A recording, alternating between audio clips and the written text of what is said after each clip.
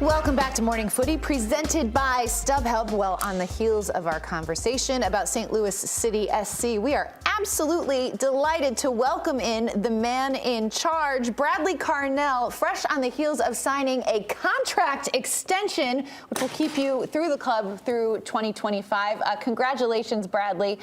We're thrilled for you. What does it mean to continue this journey with St. Louis City SC? Yeah, for me, it means the world.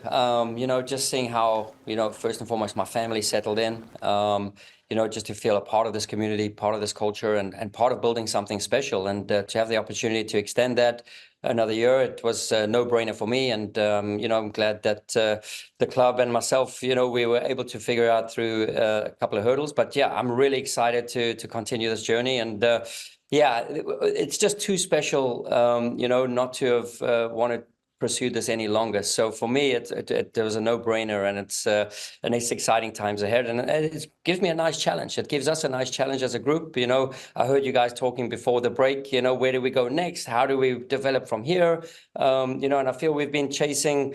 I think Charlie said it, trying to prove everybody wrong. Now, we're just trying to chase for ourselves, for our teammates, to get the best version of ourselves every single day. So it's a really exciting moment for the club. See, Bradley, I always believed in you guys. Yeah, there's some doubters here, Except Charlie. Absolutely not. Bradley, I have to ask, coming off such a dream season, how does your approach going into this season change from last season? Now that you you have a bit more experience, you know what you're getting into. And what does success look like for you this season?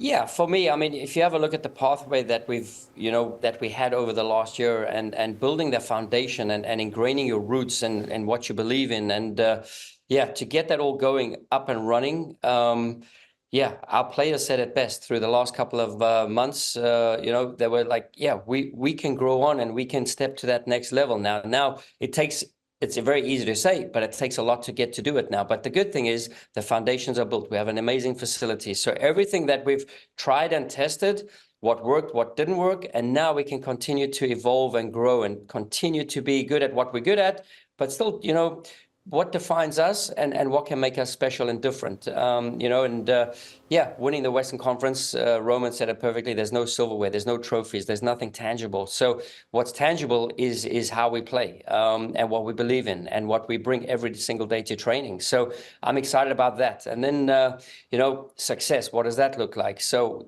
you have a look at AZ Jackson representing the US men's national team. So that's a massive success. You have, transfers happening now, and Nico, it was an emotional goodbye and a, farewell, but it was really great for him to pursue his dreams, and for the club to have these steps, acknowledged of what we've done, and teams acknowledging that and seeing development in players. So that's what we stand for first and foremost, is development of the community, development of our people, players and staff, and getting the best product out on the field. So we've done so much in such a short span of time, and we're a very ambitious group. We're very competitive, and I've seen it already on the pitch in the first few training days.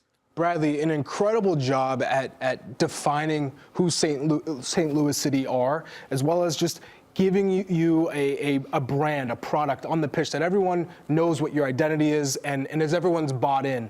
But how, like you said, how do you evolve the tactics of St. Louis City heading into this season? Because it felt like you did a fantastic job of sticking to your strengths and playing a certain way. And what have you floated with the squad for season 2? Yeah, listen, when I first got here, I was very much ingrained in the Ralph Rangnick press, right? And then over time of experiencing the squad that I had to work with every single day, obviously we signed players knowing on their capabilities, but getting to know their culture, characters, personalities, and, what is their DNA on and off the field. And even then, I had to start evolving a little bit as well. So, the likes of the Edu Löw and the Klauses, the Joaquinis, the Joachim Nielsens, how do we integrate, all these different types of characters who are built in a special way, and also just in terms of, my identity as a pressing coach and a proactive, front-footed, forward defending coach, How do we integrate now all these different playing styles? And I thought we did a pretty good job of that, of trying to, whether it's with the ball, against the ball, and obviously the one is with the ball, breaking down opponents, scoring the amount of goals that we did, creating the amount of goals that we did from set pieces. And there's always, the game's always evolving. There's always ways for us to get better. And we're very critical. We look at ourselves, we look at the data, we support it with our video, and we present it to the players. And for me, as much as I'm trying to change things, I want to, I want the players to challenge what I'm doing, and to see, and help them get to where they want to go to, right? So whether that's winning titles with St. Louis City, or whether it's developing them further, and whether it's blockbuster transfers. So, we're just trying to, play this role of, I'm a support player, I'm serving the team, to the best of my capabilities. And we're always looking for little ways to evolve. And one of those big topics are breaking down opponents in the final third. Like, how do we get better at that? Because that's been the stigma around pressing teams. And that's my challenge this year, to try and get one, couple notches better there. Thanks for that insight. That's awesome. It seems like, adaptability is a really big thing. And after one whole season, Bradley, what do you think is the toughest thing about Major League Soccer? Yeah, I've always maintained it. I haven't just been in the league one season. I've been in the league now, nearly 7 years. So for me, I think the quality of the league every year gets better and better. I think there's more profile on the league. I think the coaching gets better. I think the challenges, whether it's the flight, the travels, the altitudes, the distances. So there's all of these little challenges along the way. And it's a long season, right? You speak to a lot of whether it's pro sports here in this country, or fans who follow other pro sports, and you say, yeah, we go from January to like November, and they're like, what? Get out of here. So it's a really long season without many breaks in between. So it's not like Europe, where you have defined winter breaks and summer breaks. So you always have to be on.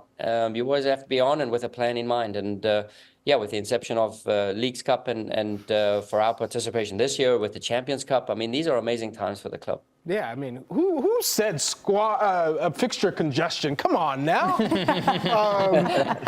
Bradley. Nothing like 4 games in 2 weeks, Easy. Exactly. It's nothing. Bradley, you were a South African international. Bafana are taking the AFCON by storm, taking down Nico's adopted country of Morocco, which was an incredible match. So now they're taking on the minnows, Cape Verde, who have really stunned everybody in this tournament. What have you made of South Africa, and what do you think of their chances of advancing further in the tournament? Yeah, I mean, Hugo Broos is an esteemed coach, right? He's got the pedigree of playing on the continent and doing extremely well. So, talk of pedigree of coach, they have a really good coach. It's interesting with the team, local kids, majority-wise, playing in the team and playing in the tournament at the moment. These are big moments for these kids. Big moments. They're playing good teams. Probably Mamelodi Sundowns is the biggest team there right now. Backed up by Kaizer Chiefs and Orlando Pirates. So there's 3 teams there, and that takes the bulk of the squad.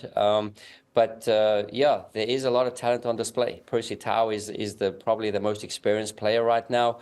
But you can see a bit of momentum, a bit of gelling towards, some stumbling blocks going into the tournament, and then obviously going down in their first game. But then they got it rolling again, which is very important for us as a country, because we believe, I've witnessed it myself, sport can unify, sport can bring people together, and sport can, forget about all problems. And that's one thing about South Africa and the political situation.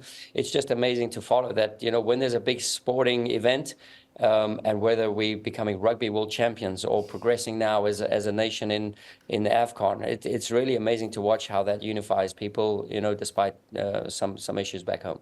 Very well said, Bradley. Well, we dug through some of the archives and found some photos of your time with the national team. When you look at these photos, these are absolutely amazing. Look at that, game face on. When you see these photos, and what are some of your best memories playing with the national team?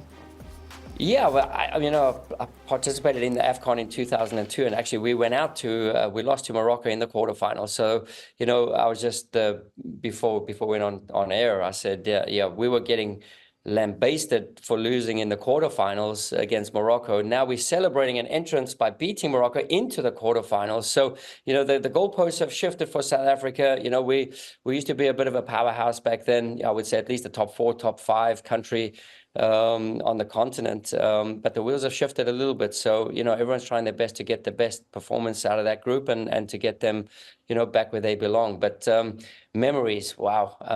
I shared a memory with AZ Jackson. Him and I had something similar. He made his debut. I think he had one more touch than me. He had 1 touch.